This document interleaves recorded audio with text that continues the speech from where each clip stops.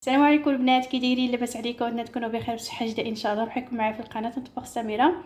اليوم البنات جبت لكم فطائر مالحين معمرين بحشوه جديده، كيجيو رطبين خفافين البنات، كيجيو رائعين، كيخمروا غير مره واحده، كيجيو غزالين ساهلين في التحضير.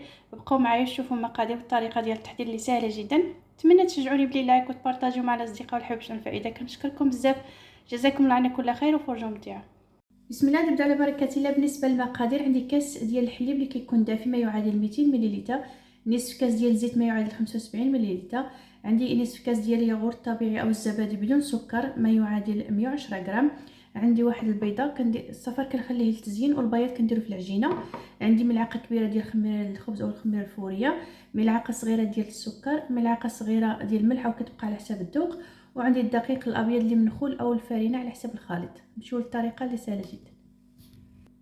كنجيب واحد الاناء كندير فيه هاد الحليب اللي كيكون دافي، كنضيف له هاد الخميره ديال الخبز والخميره الفوريه، نضيف له السكر وكنخلط شويه حتى كتجي مع ديك الخميره.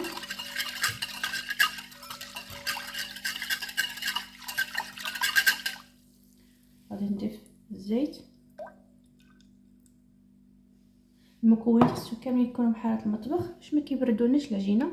نضيف هاد البياض ديال البيض، الياغورت، خاصه الياغورت يعني كنخرجوه من قبل من الثلاجه،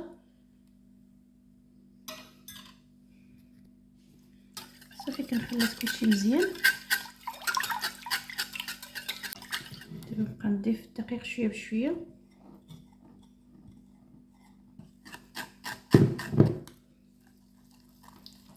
غنضيف هاد الملح،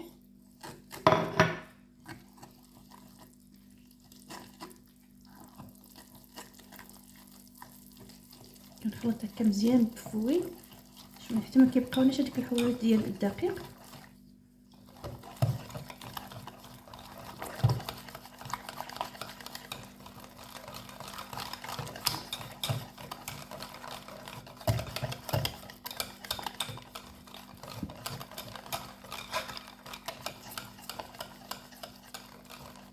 صافي دابا غادي نحيد الفوي وغادي نستعمل يدي.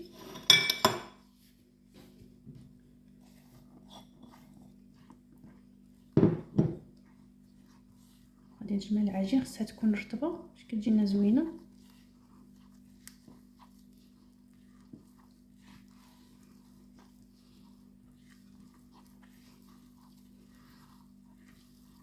اللي ما عندهاش الياغورت تقدر تستغنى عليه، تعوضو بالحليب، دير كاس ونصف ديال الحليب، ولكن الياغورت كيعطي واحد الرطوبه زوينه بزاف، البغيوش كيجي فيه واحد المذاق زوين. صافي ملي جمعت العجين خصها تكون هكذا كتلصق شويه في اليدين. كنخدموا هكذا واحد الدقيقه، ماشي بزاف ما كندلكوها لا والو، غير كنخدموا هكذا شويه باش كيتنسجم داك الدقيق مزيان، ما يبقاش هذيك الحبيبات كما كتشوف كتلصق شويه في اليدين هكا باش كيجينا البغيوش كيجي رطب او الفطائر كيجيونا زوينين. دابا غندير شويه الزيت في يديا،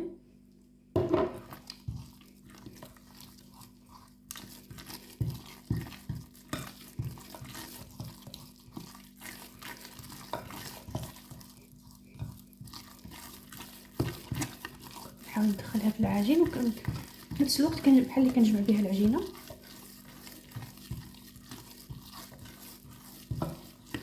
صافي ملي دخلت فيها داك الزيت كتجمع العجينه هكا ترجع كويره. كنجيب واحد المول اللي كيكون نقي دهنته قليل ديال الزيت، صافي غادي نحط فيه العجين، كنغطيه بلاستيك نخليه حتى يختمر ويضاعف الحجم ديالو، وانا نمشي نوجد في هذا الوقت اللي كيختمر فيه العجين كنوجد الحشوه. بالنسبه للحشوه عندي هنايا البصله اللي مشلده رقيقه، البورو حتى هو مشلد هكا رقيق، عندي الفلفله، عندي الجزر او خيزون اللي هكا محكوك، عندي اللحم المفروم او الكفته، تقدر تعوضوه بالصدر ديال الدجاج مقطع رقيق، تقدر تعوضوه بلدن، تعوضوه بالعلبه ديال الثوم حتى هو كيجي زوين. عندي هنايا شويه ديال القزبر معلوش مقطع رقيق، عندي شويه ديال الزيتون حتى هو مقطع هكا دوائر، عندي العطريه، عندي هنايا شويه السكينجبير، كمون، الابزار، الخرقوم، عندي شويه بابريكا اللي هكا مهرمشه، بابريكا حمراء هكذا الحلوه، شويه ديال الثوم المجفف، وعندي الملح على حسب الذوق والزيت بطبيعه الحال. صافي غنمشيو نشحروا كلشي، هاد الخضر وهاد اللحم.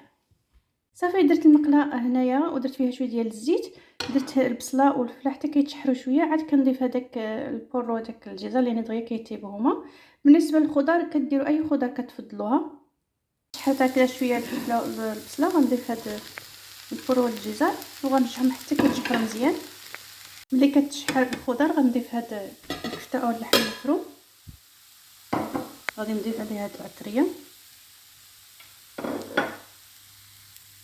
نضيف القزبر والمعدنوس، وغادي نضغط عليه هاد اللحم المفروم حتى كينوزعوه حتى يتشحر مزيان مع الخضر. ملي كيتشحر كلشي مزيان صافي كنطفي النار، كنضيف هاد الزيتون، كنضيف واحد المعلقه ديال الجبن الابيض اللي كتبقى اختياريه، اي جبن عندكم كتعطي واحد التعليقه زوينه، وشويه ديال الزعتر. صافي غادي نحركو مزيان مع هاد الحشوه ونخليها حتى كتبرد، ضروري خصها تبرد باش نقطع لينا في العجينه. اي العجين ملي يختمر ضعف الحجم ديالو، ضروري تخليه يختمر مزيان باش كيجي لكم الفطائر كيجيو زوينين. كنشط على العمل الدقيق، كنخرج منها داك الهواء اللي كيكون فيها. العجينه تكون رطبه وكتكون زوينه، غير كنديروا شويه ديال الدقيق باش ما كتلصق ليناش. صافي كنقطع هكا كويرات الحجم اللي بغيتو نتوما.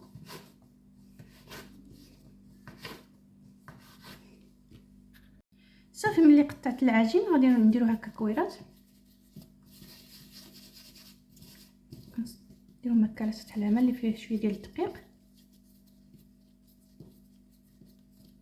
العجينه تكون رطبه وكتكون زوينه سهله الخدمه، غير كنستعملوا شويه الدقيق باش ما كتلصق ليناش.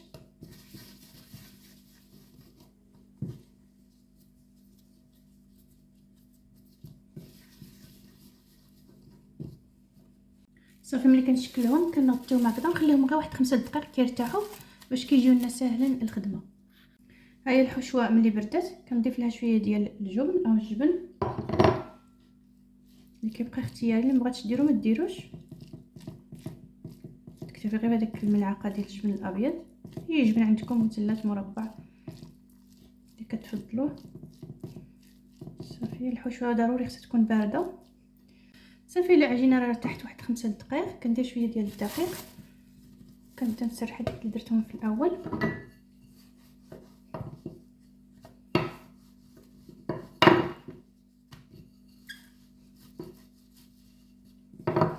على شكل دائري،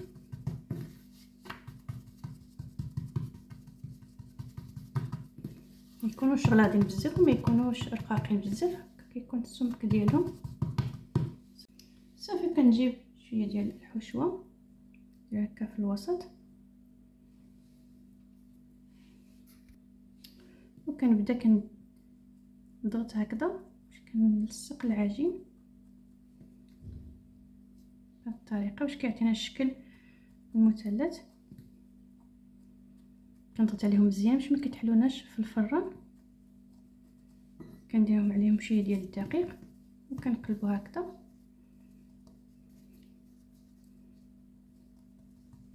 كنضغط عليهم شويه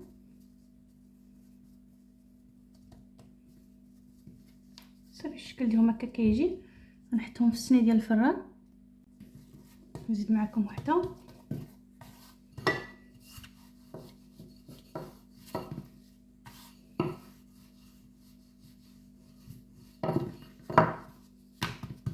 طريقه سهله وبسيطه حتى بالنسبه للمبتدئات، تبعوا غير المراحل.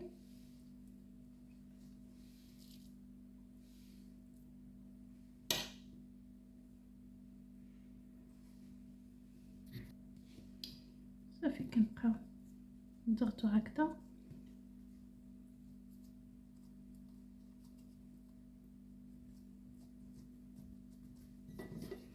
كندير شويه ديال الدقيق. صافي كنضغطوا عليها شويه هكذا وكنبسطوها، درنا الشكل المثلث. صافي كنحطوها في الصينيه ديال الفران. صافي ملي كملت التشكيل ديال الفطائر ديالي راه خرجت لي 14 قطعه، نديتهم كبار كما كتشوفوا. الا بغيتو لهم صغار راه يخرج لكم اكثر. حتى كنكملوهم، ملي كنكملوهم كنشعلوا على الفران باش يسخن. صافي غير كيسخن كنبدا كنطيبهم، يعني ما كنختمروش مره ثانيه. صافي كنجيب هذاك الصفار ديال البيض اللي درت له شويه د الحليب. ملي خلطت مزيان هاد البيض مع الحليب غادي ندهن به الفطائر.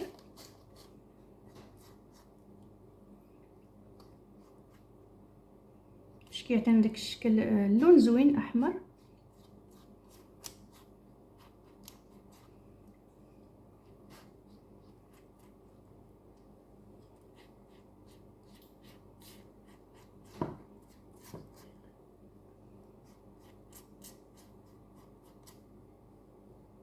الفران درتو يسخن على 250 درجه.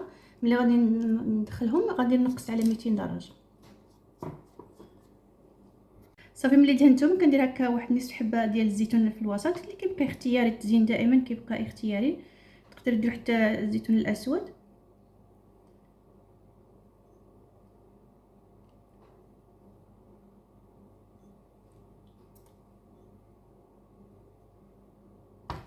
صافي عندي هنايا الجنجلان او السمسم الابيض، ندير لهم هكا شويه كيف القنات. قلت لكم التزيين دائما كيبقى على حساب الرغبه.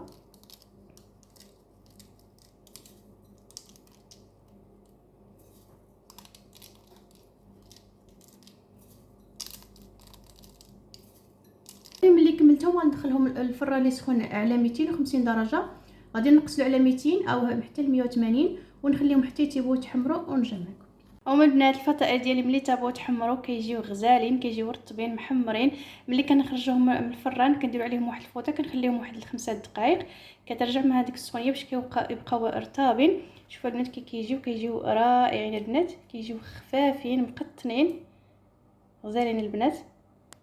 شوفوا البنات كيجيو رائعين البنات، كيجيو بحال الهواء، كيجيو مقطنين. وهذيك الحشوه كتجي رائعه، كتجي معلكه وكتجي لذيذه. شوفوا لي القوام ديال العجين كيجي يعني ما معجن لا والو، كيجي خفيف اكثر من رائع البنات، كيجي غزال وهشيش بزاف. شوفوا البنات كيجي رائع. شوفوا البنات كيجي غزال، كيجي روعه، كيجيو رائعين. الا وصلتوا الفيديو حتى لهنايا نتمنى ديروا لي واحد اللايك وواحد التعليق زوين بحالكم، ونتمنى تجربوهم ويعجبوا لكم وتبارطاجيو مع الاصدقاء والحب الفائده. كنشكركم بزاف، جزاكم الله عنا كل خير. حتى الفيديو اخر وصفه جديده، والسلام عليكم في رعايه الله.